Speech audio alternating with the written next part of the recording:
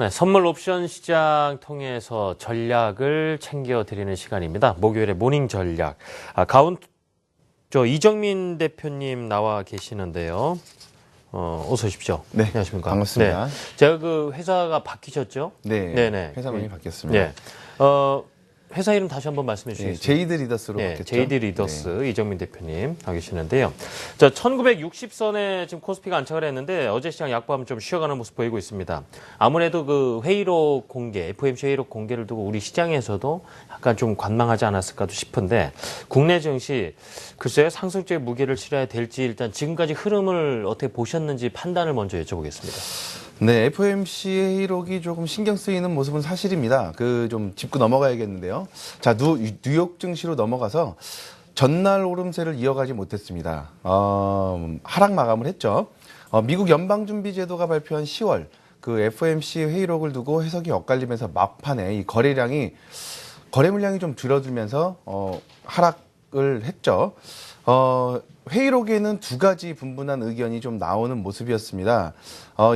많은 연준 의원들이 인플레이션 전망을 낮출 만한 그 증거를 면밀히 살펴봐야 한다고 얘기를 한 반면에 또 한편으로는 그 일부 위원들의 경우 양적 완화를 종료하겠다, 또 제로금리를 유지한다라는 문구를 바꾸라고 주장하는 등 기준금리 인상 시기를 좀 앞당겨야겠다는 의견도 포착이 됐었습니다. 자, 이럼으로써 좀 다소 헷갈리는 관망세를 이어가는 그런 모습이었는데요.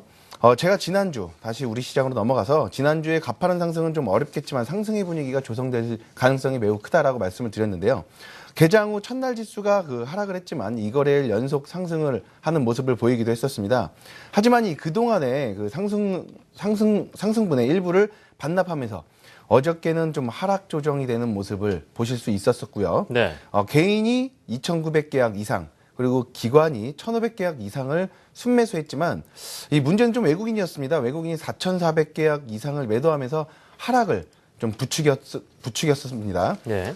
외국인의 매도에는 깊고 신중하게 짚고 넘어가실 필요가 있겠는데요. 어제 오전에 조정에 들어간 이후에는 좀 다소 지루한 행보세를 보였는데요. 이런 행보세를 보이는 데는 이유가 있었다고 말씀을 드릴 수 있겠고요. 중국과 홍콩의 교차 투자 허용 제도인 후강퉁. 이 후강퉁이 시작된 데다가 이 FOMC 회의록을 앞두고 거래 주체들의 관망세가 이어졌기 때문이라고 보여지는데요. 조기 금리 인상 가능성에 대해서 외국인이 신경을 많이 썼던 그런 모양이었던 것 같습니다. 항상 그렇듯이 이렇게 대내적인 이벤트가 많으면 거래하기가 좀 쉽지 않은데요. 꾸준한 관심과 분석이 좀 필요한 그런 시기가 지금이 아닌가 생각이 됩니다. 네, 지금 선물 수급을 짚어주셨습니다. 개인과 기관은 순매수인데 외국인이 지금 4,400계약 이상을 좀 매도한 상황. 좀 깊고 신중하게 짚고 넘어갈 필요가 있다라고 그렇습니다. 강조해 주셨는데, 자, 앞으로 장세, 지금 여건에서 어떻게 움직일지 그래도 예측은 좀 해봐야 되지 않겠습니까? 네, 지금같이 여러 가지 이벤트에 우리 지수가 발이 좀 묶여 있는 모습이거든요. 이런 시기를 기회라고 생각을 하시면 더 좋겠습니다. 등락폭이 커질 수 있다라는 말씀입니다. 환율도 다소 안정세를 취하고 베이시스 또한 좀 나쁘지 않아요. 나쁘지 않은 모습인데요. 가장 중요한 부분이죠. 자, 이렇게 헷갈리는 시기에는 거래 주처들의 포지션을 좀 자세히 세밀하게 살펴보셔야 되는 때인데요. 자료화면 준비했습니다. 자료화면 보시면서 설명을 자세하게 드리도록 하겠습니다. 자, 개인의 누적 포지션이 되겠습니다. 개인의 누적 포지션에서 지금 현재 지수 250.50 부근이라고 보고요. 이 지점에서 많은 양 위로든 아래로든 크게 움직이고 싶지 않아 하는 모습을 보일 수 있겠습니다. 네. 만약에 가파른 상승이 나온다면 개인들은 손익분기점 아래로 내려가서 260까지 열려 있다고 보여지는데요. 상당 부분 지금 현재 수익을 기대하고 잡았던 포지셔닝의 대부분이 손실 처리되는 그런 모습을 볼 수 있겠고요. 반대로 기관의 모습을 보겠습니다. 기관의 모습도 현재 지수에서 250.50 부근에서 가파른 상승이 나온다 그러면 손익분기점 위로 기관 투자자들이 보유하고 있는 포지션을 분석해 본다 그러면 가파른 상승이 나온다면 260까지 열려 있는 상황이거든요. 최소 260까지 열려 있는 상황이기 때문에 가파른 상승도 기대해 볼 수 있다. 가파른 상승 나올 수 있다라고 분석을 해볼 수 있겠습니다. 제 판단으로는 당분간 상승의 분위기가 좀 이어질 것이라고 생각이 되는데요. 상승은 가파른 상승으로 장대 양봉이 나올 가능성이 다시 한번 크다고 말씀을 드리도록 하겠습니다. 예, 하지만 지금 포지션은 순식간에 변동이 될 수 있는 거래일이 많이 남았죠. 꾸준한 포지션을 관찰하시면서 하락장으로 분위기가 만약에 변동이 된다면, 포지셔닝이 변동이 된다면 가파른 상승만큼이나 깊은 하락도 좀 염두를 하셔야 되는 상황이 되겠습니다. 네.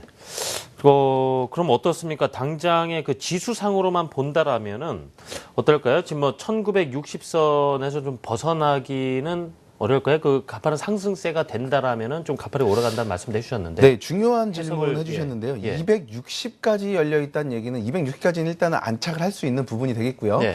다만 이 260까지는 뭐 하루 이틀 새에 크게 움직이기, 빠르게 움직이기는 힘든 지점이 될 수 있으니까 일단 260까지 열어두시고 뭐 다음 주에 제가 정확하게 더 포지셔닝을 잡아서 밴드를 정해서 한 번 더 일러드리는 알겠습니다. 걸로 해도록 하겠습니다. 그럼 바로 오늘 선물 옵션에서 어떻게 대응을 해볼까요?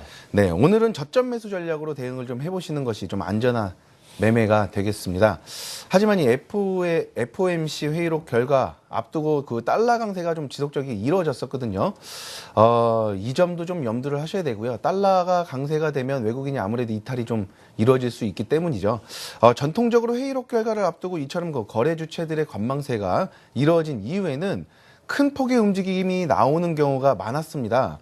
다시 생각해 본다면 진입 시점을 잘못 판단해서 반대 방향으로 매매를 하게 되는, 반대 방향으로 진입을 하게 되시는 경우에는 큰 폭의 등락폭으로 인해서 돌이킬 수 없는 결과를 초래할 수 있기 때문에 좀 안전하게 그 수량 조절을 하시면서 진입을 최소 수량으로 조절을 하셔서 알맞게 진입을 하시는 것이 좋다고 생각이 됩니다.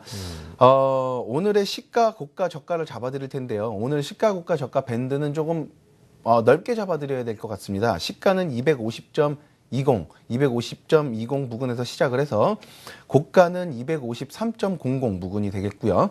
저가는 248.70 부근. 좀 다소 고가와 저가 네. 좀 다른 때에 비해서 좀 넓다고 생각이 네. 되는데요. 이렇게 넓게 잡아드린 이유는 수량 조절을 해가면서 물타기도 좀 해가시고 안전한 매매 하시라고 말씀을 드리는 거고요. 오늘 밴드를 이렇게 넓게 잡아드렸으니까요.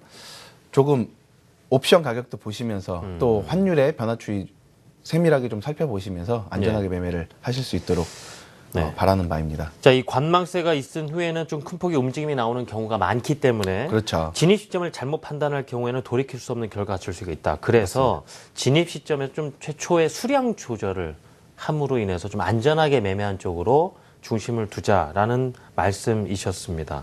자, 지금까지 이정민 대표와 말씀 나눠봤습니다. 제이드 리더스 이정민 대표였습니다. 대표님 감사합니다. 네, 감사합니다.